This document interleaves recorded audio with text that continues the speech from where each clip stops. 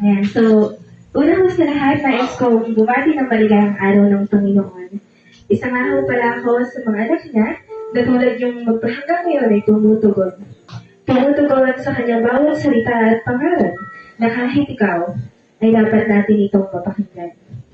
Sa muling pagkakataon po na ako'y tatayo sa pulpitong ito at muling magsasalita sa harapan ninyo, nais ko lang pong mag-alay ng isang tula na ituturing kong isang patotoo ng Diyos sa buhay ko.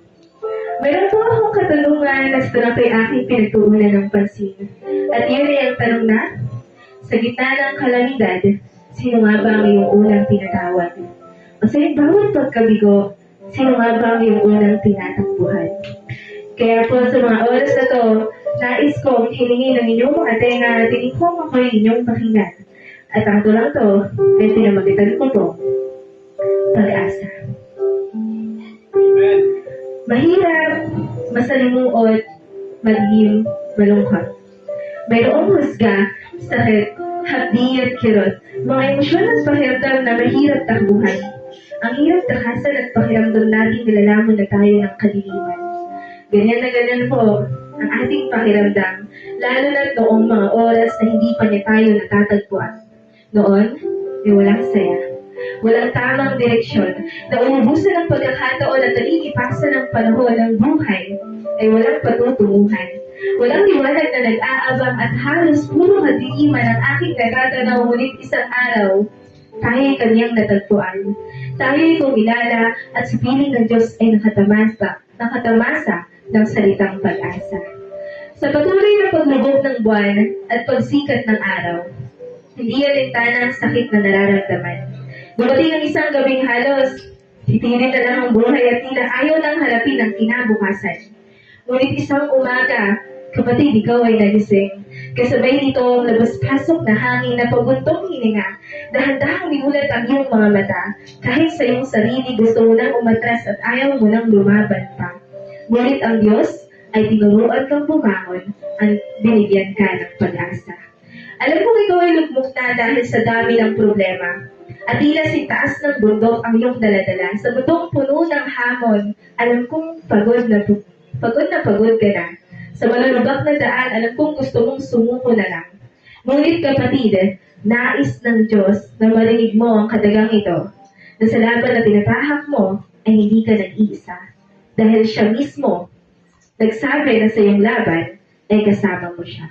Sabi nga po sa Biblia on Exodus 14:14, the Lord shall fight for you, and He shall hold your peace.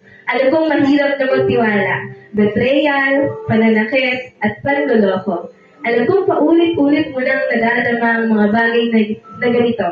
Sa mundo, sa mga taong akala mo kaibigan mo, sa iba't ibang tao na akala mo'y totoo. Pero alam mo kapatid, kung may isang mga totoo na mananatili sa'yo, iyon ay walang iba kundi si Jesucristo. Ang mundo, papaiyakin ka. Sa mundong pahuhusgahan ka.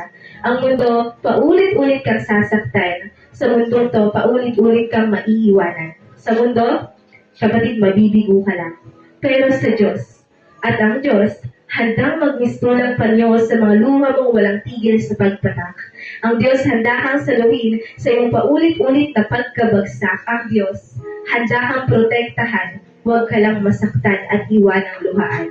Higit sa lahat ang Diyos, handa kang tanggapin kahit ilang beses mo man siyang talikuran.